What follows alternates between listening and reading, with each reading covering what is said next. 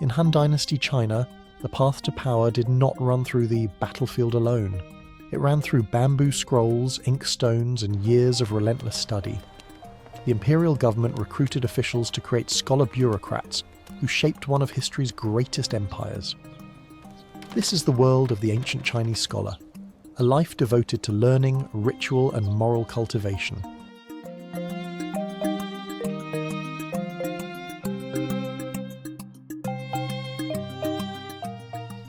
The residential compounds of Chang'an's educated class were modest by aristocratic standards. Scholars lived in walled courtyards with simple gardens, a few rooms for family, and one essential space, the private study. Here, surrounded by texts, a scholar spent the majority of his waking hours. The morning began with ritual. Ablutions came first, followed by the careful layering of silk robes, always crossed left over right, as Confucian propriety demanded. The ancestral shrine received daily attention. Incense smoke carried prayers to deceased parents, whose memory a son was obligated to honour. Confucian teaching placed ancestor veneration at the very foundation of moral order. With obligations fulfilled, study commenced. The inkstick required patient grinding against the wet stone, a meditative task that prepared the mind. Bamboo scrolls contained the words of sages dead for centuries, Confucius, Mencius, and their disciples. A scholar read these texts thousands of times across a lifetime, memorizing every character. Calligraphy practice followed reading. The brush demanded perfect posture, controlled breathing, and total concentration. Each stroke revealed character, literally and figuratively. Officials would later judge examination essays as much by handwriting as by content. A servant's arrival with morning rice barely interrupted the work. Scholarship was not merely a profession, it was an entire way of life. Food and study occupied the same space and time. A scholar ate without pausing his work, eyes scanning characters between bites of rice. Efficiency mattered. Examinations loomed always on the horizon, and thousands of competitors sought the same limited positions. Classical texts required not just memorization, but interpretation. Commentaries written by earlier scholars offered guidance, explaining obscure passages and debating meanings across centuries of accumulated analysis. With morning study complete, the journey to the Imperial Academy began. Chang'an, the Han capital, held perhaps 500,000 residents within its grid of walled wards. Scholars occupied a middle tier of this society, above merchants and artisans, below aristocrats and high officials. Their clothing marked them immediately. Dark silk robes signalled education and ambition. The streets revealed the empire's diversity. Vendors sold hot food from portable stoves. Labourers hauled goods on wooden carts. Canals carried produce from the surrounding countryside into the city's regulated markets. The academy stood apart from this commerce, located in a quieter district near administrative buildings. The Imperial Academy, called the Taishu, served as the empire's highest educational institution. Founded over a century earlier, it trained young men for government service. At its peak, thousands of students studied within these walls simultaneously. Entry required recommendation from local officials, proof of moral character, and demonstrated knowledge of classical texts. Inside the lecture hall, hierarchy governed every detail. Students knelt on mats arranged by seniority, the newest members positioned at the rear. Writing materials sat ready for note-taking. These senior scholars had passed the highest examinations and served decades in government. Their interpretations of classical texts carried enormous weight. When the master entered and took his position, silence fell immediately throughout the hall. The lecture followed a pattern centuries old.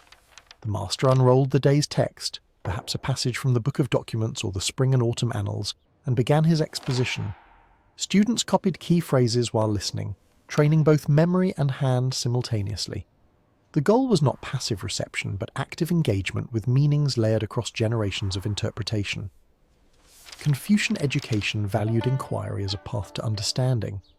Students debated interpretations among themselves, testing arguments as they would later test them in examinations. The master guided these exchanges, intervening when discussions strayed or when errors in reasoning required correction. Reference texts were consulted to settle disputes. The Academy's library held thousands of scrolls, representing the accumulated wisdom of centuries. When the lesson concluded, Ritual governed the transition. The master departed first, receiving bows from all assembled. Only then did students rise, gather their materials and disperse for the midday rest. The academy grounds offered spaces for reflection beyond the lecture halls. Gardens designed according to principles of balance and harmony provided refuge from intensive study. Rocks represented mountains, ponds suggested vast lakes, pine trees, which remained green through winter, symbolized constancy and endurance, virtues scholars sought to cultivate.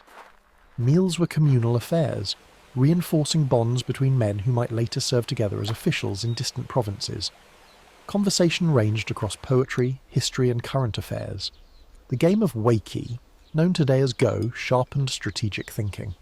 Players surrounded territory and captured opponents' stones through patient encirclement.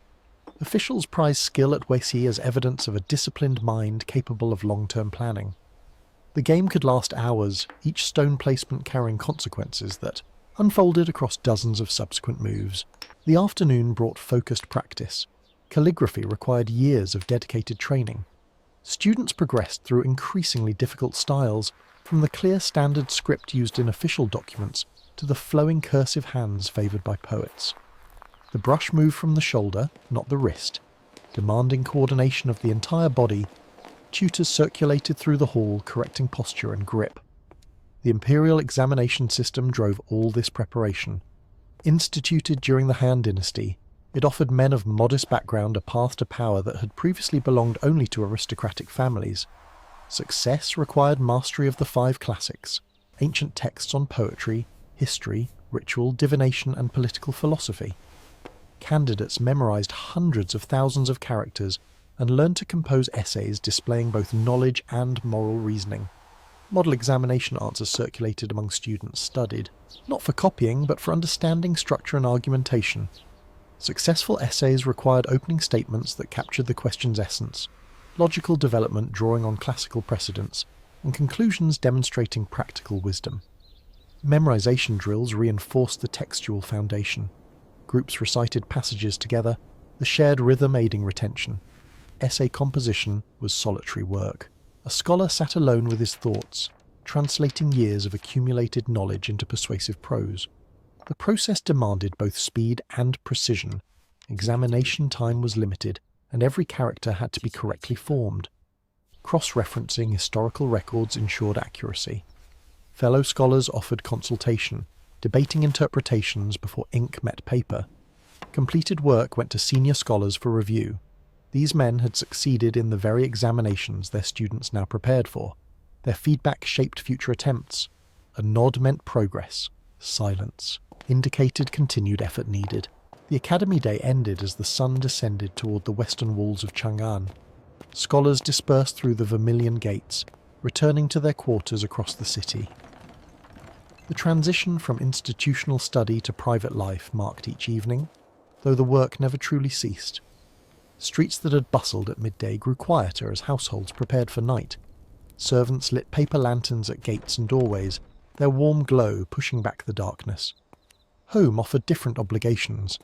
Family life operated according to its own Confucian principles. A scholar served as the moral centre of his household, responsible for the conduct and education of wife and children. Meals were taken together, reinforcing family bonds and hierarchies. Children learned proper behaviour by observing their father's example. The evening meal was simple: fish, vegetables, millet, reflecting scholarly values of moderation. Yet even family time gave way to further study. Night hours belonged to private scholarship. By oil lamp, a scholar continued the work begun at dawn, reading, memorizing, copying. The lamp's small circle of light defined his world, shrinking the universe to text and ink and brush. Many successful examination candidates later recalled years of such nights, pushing through exhaustion to extract one more hour of study. The physical toll was considerable, eyes strained in dim light, backs ached from hours of seated work. Sleep came late and ended early, but the reward justified the sacrifice. Success in the examinations meant government appointment, salary, prestige, and honour to one's ancestors. Failure meant returning home to try again, or abandoning the scholarly path entirely. The day ended as it had begun, alone with texts, then alone in darkness, preparing for another day of the same discipline.